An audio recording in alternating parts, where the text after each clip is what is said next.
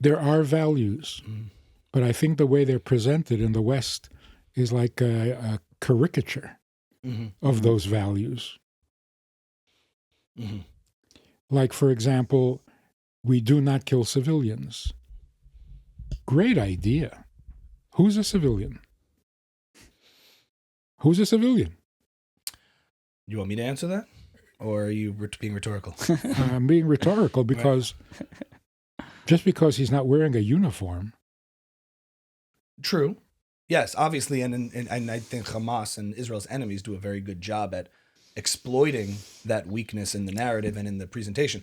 But, for example, the fact that you do not see Israelis dragging in a Palestinian through the streets to cheering mobs and crowds is a testament to Israel's moral superiority.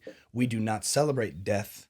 Israel overall celebrates a culture of life and a culture trying to get to peace. But how do we apply that in a time of war that is Jewish? So what does the Torah say about civilians? The Torah says that you go to war, you win the war, but you don't kill civilians. Who's a civilian? Anyone who surrenders. In other words, the civilian has to identify himself. It is not the Israeli soldier's job. Going into Jenin, for example, as they're fighting, they have to sort out the civilian from the combatant.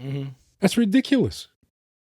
Yeah, I mean, I largely agree with the idea that it's not a soldier or an Israeli civilian. A soldier should not put themselves in harm's way for the sake of trying to in real time, while they're facing danger and threat, be responsible for that. But it also comes back to who the aggressor nation is and the aggressor regime is, which we establish makes this a just war to begin with.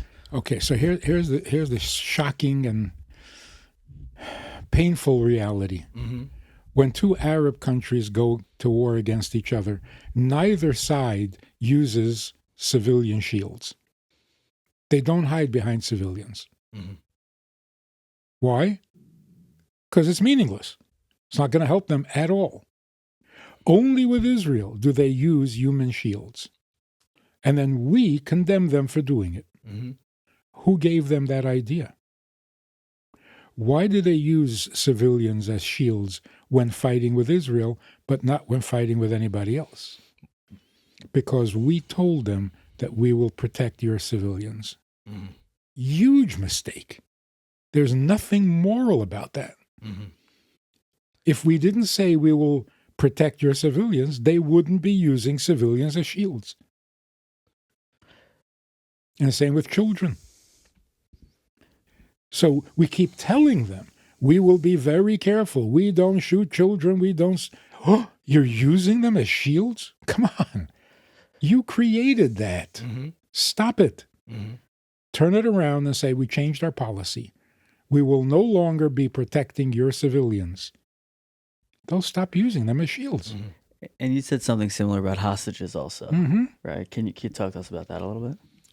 In Jewish law, if a Jew is kidnapped, no matter who it is, if the ransom price is exorbitant, you don't ransom. Otherwise, you're creating an industry.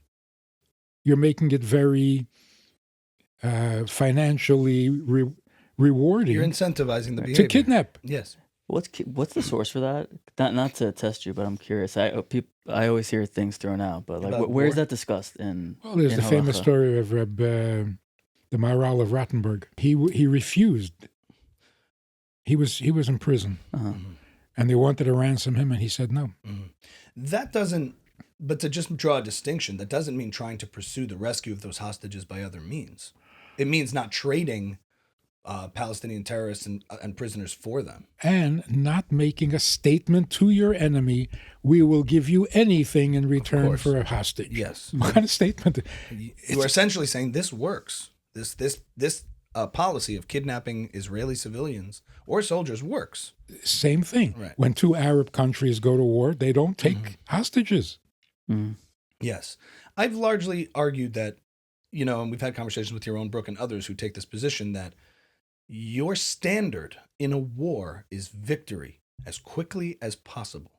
And war is hell by definition, so therefore the fact that it's ruthless and awful and tragic is what war is by definition. It's not desirable, but in a war of self-defense, you must end it quickly and ruthlessly. So I guess the big moral quandary and conclusively. and conclusively, the moral quandary